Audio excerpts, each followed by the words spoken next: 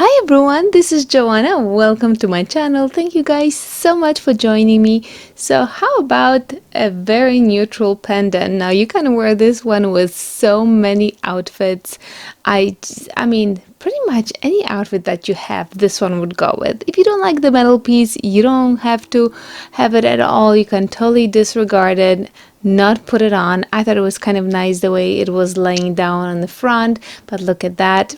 No metal is necessary for this to look pretty, and I really do love the shape of it, so I'm going to show you the little cutter that I have been using. But with that being said, let's get started with today's project.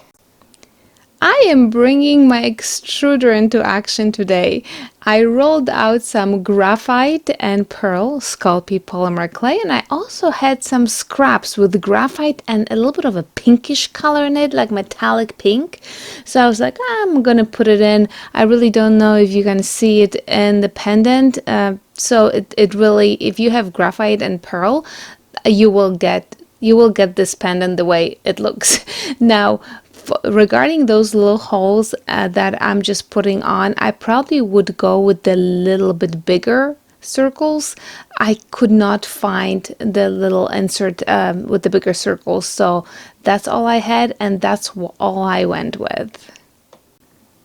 Now, when you're squeezing that clay through the extruder, you don't want to be too high up because you don't want the clay to stretch as it's falling down. So the best way, I think, is like keep it as low as you can to the table or your crafting area, and then start pushing the clay through. And it always amazes me that those strips are so thin, but they don't stick together.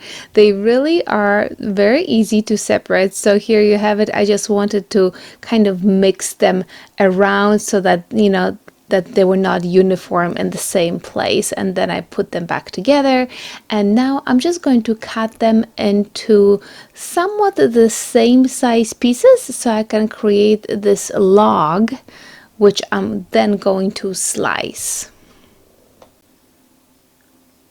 And I probably should not say a log, right? It's more of a cane that I'm working on, but this is all that I'm doing. It's a very simple process, and I wonder if maybe I should have added some black to it as well besides the graphite, just to add a little bit more of an accent, because when I started creating my cane, I did realize that all those colors, because the strips were so thin, they were kind of you know, mixing together. So you do see the difference. I'm going to show in just one second when I'll start rolling things out.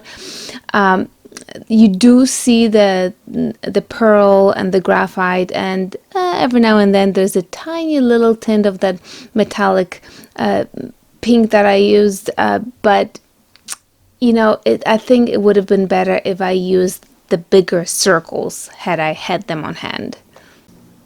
So now it's all about creating a nice sheet that I can use for cutting. So I'm slicing my cane and create a uniform sheet that I'm going to go ahead and run through my pasta machine, and just to you know, to stretch it out. And you can see that, you know, all those things really do, they almost looks like a, my gosh, like a granite. You think it looks like a granite? Well, so that's going to be my one piece. Now my second piece that I'm going to be using, I'm just using the leftover of pearl and graphite, and that's what's going to be another part of my pendant. So I'm using my scraps for the second part, and I'm going to slice it and create a nice flat area that I'll be able to cut from. Like I said, maybe adding a little bit of black would actually look very nice with it. I just went with the graphite, but it's okay. It still came out really, really nice. So I have my pieces, and I also rolled out a piece of pearl. Now the pearl, I decided that I'm going to cut a little strip of it, and the pearl is going to be the dividing line between the other two pieces, the not the graphite, the granite looking one, and then the one that I use all the leftover pieces on. So that's what the purpose of the pearl strip is going to be for me in this project. So now I also rolled out graphite for the bottom of my pendant, and now I'm just starting to piecing the pendant together. I took my cutter and I just placed it on top, kind of to give me a visual where everything is gonna go and where I want my white strip or the pearl strip to go as well. So you want to make sure that all your pieces really do attach to the bottom sheet, and so you just use your finger, but just very delicate, run it through the clay on top. You don't want to have your fingerprints on top either, but also you don't want to smoosh it too hard because you don't want to disturb that white line that is right now very nice and it's very straight. So here you go. My third piece of clay goes on top, and that's going to be my sheet from which I'm going to cut my pendant. I know that this is just a project and can be redone many times over, but I'm always so nervous when I'm using different design of clay on one pendant. I never know if it's going to look good or if it's going to look totally crazy, but at least all these colors kind of go together, so I was on the safe side with that. Sometimes I just take way too long to cut a pendant. It really doesn't matter after all. There are real problems in this world. Where to place a cutter should not be one of those, but it is for me apparently because it takes forever for me to decide where to cut it. But I finally did it, and when you cut it like here, throw the whole thing in the freezer, and I'm going to show you just in a second how much easier it is to take the clay out of this cutter if you place it in the freezer. But I didn't with this particular pendant. I just popped out the middle and I cleaned out the edges so it was easier for it to pop out.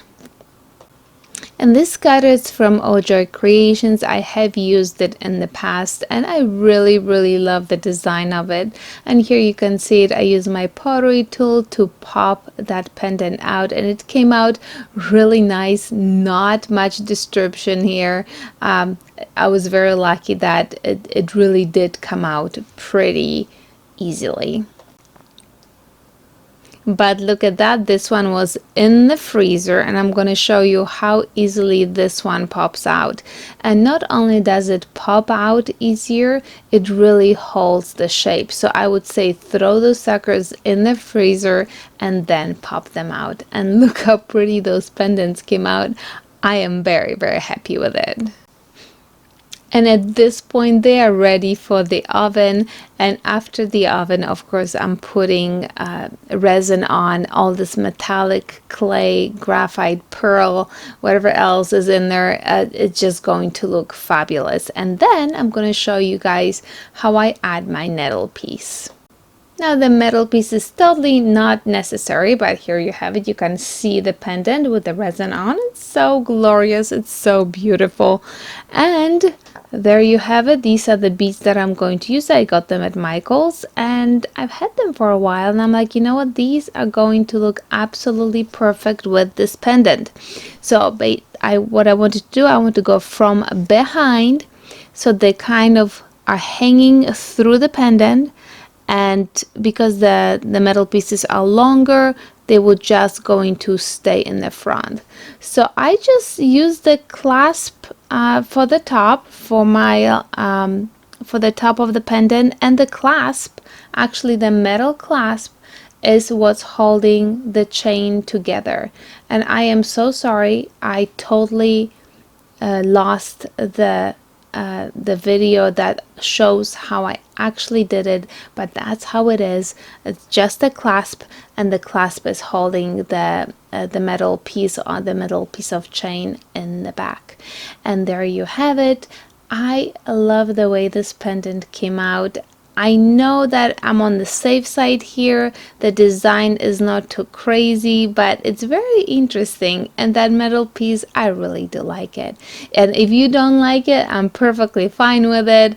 Look at this. This is such a pretty pendant, and you guys can use your imagination and just run with it. Well, my friends, I hope you enjoyed this video, and let me know what you thought of it, and if you're gonna give it a try. Until next time, ta-ta.